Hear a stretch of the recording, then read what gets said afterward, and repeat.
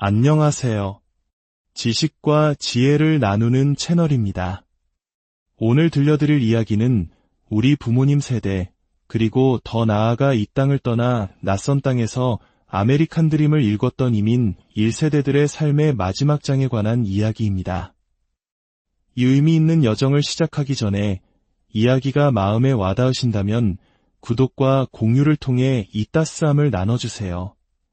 여러분의 응원은 저희가 더 많은 이야기를 찾아 나서는데 큰 힘이 되며, 이 영상을 나누는 것은 이민 세대의 고단한 삶에 대한 이해와 위로를 나누는 것과 같습니다. 여러분의 가정에 하나님의 축복이 가득하기를 기원합니다. 우리는 흔히 아메리칸 드림을 성공의 상징으로 여깁니다. 수십 년 전 단 하나의 꿈을 품고 태평양을 건넜던 젊은이들. 그들은 낯선 땅에서 밤낮 없이 일하며 자녀를 키우고 그들이 뿌리내릴 단단한 땅을 마련해 주었습니다. 로스앤젤레스의 코리아타운, 뉴욕 플러싱의 번화가, 시카고의 한인 상점들. 그곳은 그들의 땀과 눈물이 서린 삶의 터전이자 자부심이었습니다. 하지만 자녀들이 모두 성장의 둥지를 떠나고 분주했던 삶의 쉼표를 찍을 은퇴의 시간이 다가왔을 때 그들은 새로운 현실과 마주하게 됩니다. 평생을 바쳐 이룬 도시에서의 삶이 이제는 감당하기 힘든 무게로 어깨를 짓누르기 시작한 것입니다.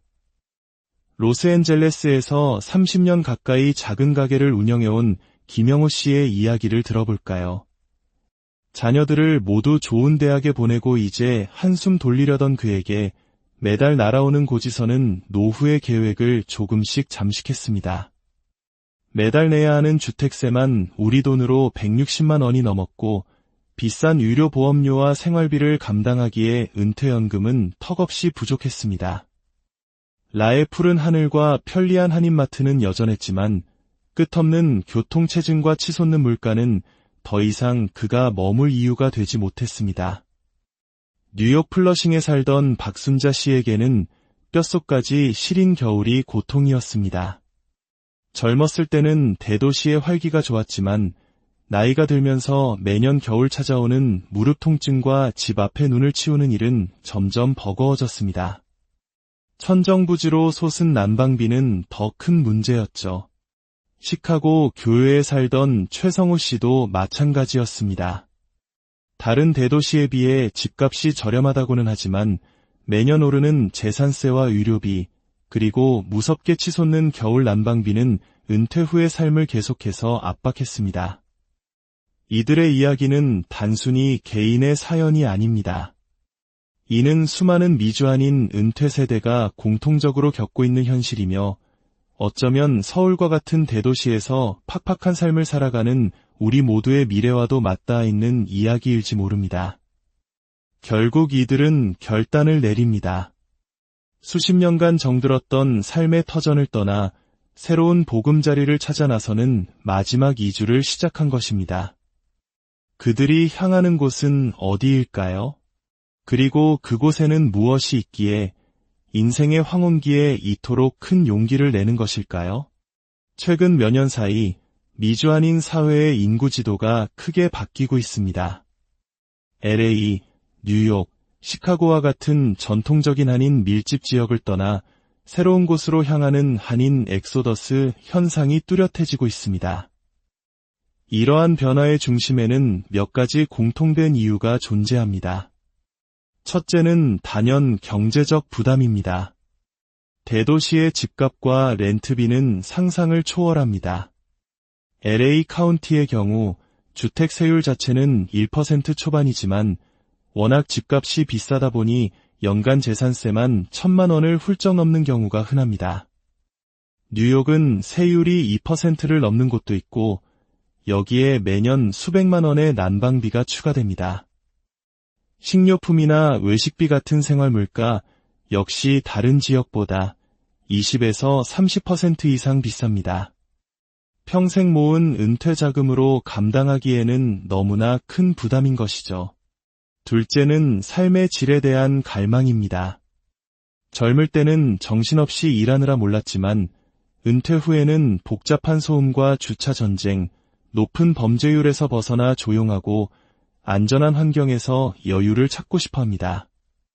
이는 마치 평생을 서울에서 치열하게 살다가 한적한 지방 소도시나 제주도로 내려가 새로운 삶을 시작하는 우리네 모습과도 같습니다. 셋째는 새로운 한인 커뮤니티의 놀라운 성장입니다. 과거에는 상상할 수 없었던 일입니다. 한인 인구가 적어 불편했던 지역들에 최근 몇 년 사이 대형 한인마트와 한국 식당, 그리고 교회가 빠르게 자리 잡고 있습니다. 새로운 정착지에서도 한국 음식을 먹고 한국어로 소통하며 신앙생활을 이어갈 수 있는 환경이 마련되면서 낯선 곳으로의 이주에 대한 두려움이 크게 줄어든 것입니다. 그렇다면 한인들이 새롭게 몰려드는 곳은 어디일까요? 크게 두 지역으로 나뉩니다. 한 곳은 조지아, 노스캐롤라이나, 사우스캐롤라이나 등이 위치한 미국 남동부 지역입니다. 이곳의 가장 큰 장점은 온화한 기후입니다. 혹독한 겨울이 거의 없어 은퇴자들이 활동하기에 최적의 환경을 제공합니다. 무엇보다 놀라운 것은 주거비입니다. 라나 뉴욕의 절반 이하, 약 30만 달러, 우리 돈으로 4억 원 내외면 마당이 딸린 깨끗한 단독주택을 구매할 수 있습니다. 재산세율도 낮고 생활비도 전국 평균보다 10에서 15% 저렴합니다.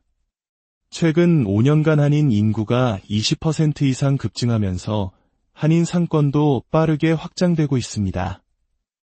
다른 한 곳은 텍사스와 애리조나 같은 남중부 및 남서부 지역입니다. 이 지역의 가장 큰 매력은 세금입니다. 특히 텍사스는 주소득세가 없어 은퇴자나 자영업자에게는 실질적인 가처분 소득을 크게 늘려주는 효과가 있습니다. 활발한 부동산 개발로 깨끗한 신축 주택 공급이 많고 가격 또한 35만 달러 전후로 안정적입니다.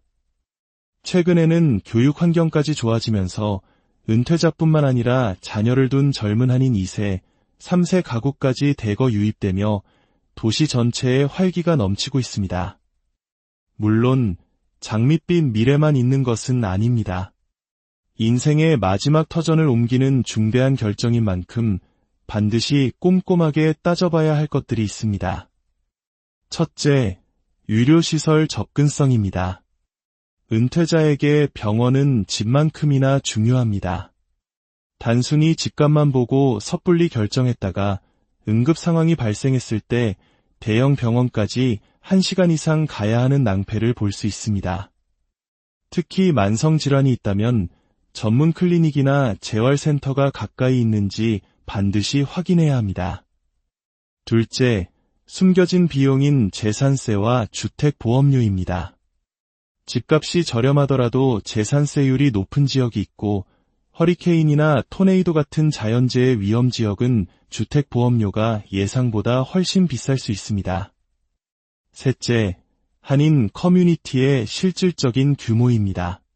한인 인구가 늘고 있다는 소식만 믿기보다는 내가 실제로 이용할 한인마트, 교회, 문화시설이 얼마나 가까운지 직접 확인하는 것이 중요합니다. 그래서 전문가들은 2주 전 반드시 현지를 직접 방문해 최소 몇 주라도 살아보라고 조언합니다. 온라인 정보나 부동산 광고만으로는 절대 알 수 없는 지역의 분위기, 실제 교통 상황, 그리고 여름의 습도나 겨울의 체감 추위 같은 기후를 직접 몸으로 느껴봐야 합니다. 가능하다면 이미 그곳에 정착한 한인들의 이야기를 들어보는 것이 가장 좋은 방법입니다. 인터넷에서는 찾을 수 없는 현실적인 조언과 살아있는 정보를 얻을 수 있기 때문입니다. 대도시를 떠나 새로운 보금자리로 향하는 한인들의 이주는 단순한 이사가 아닙니다. 그것은 평생을 치열하게 살아온 이민 1세대가 자신의 남은 삶을 더 풍요롭고 안정적으로 가꾸기 위한 마지막 도전이자 경제적, 생활적 재정비입니다. 그들의 선택은 우리에게 많은 것을 생각하게 합니다. 우리가 진정으로 원하는 노후는 어떤 모습인가? 삶의 질을 결정하는 것은 과연 무엇인가? 지금 이 순간에도 많은 한인들이 수십 년의 추억이 담긴 집을 뒤로하고 새로운 희망을 향해 고속도로를 달리고 있습니다. 그들의 여정은 더 나은 삶을 향한 용기 있는 도전 그 자체입니다. 자신만의 평안한 보금자리를 찾는 모든 분들의 여정에 따스한 안식과 하나님의 은혜가 함께하기를 기원합니다. 들어주셔서 감사합니다.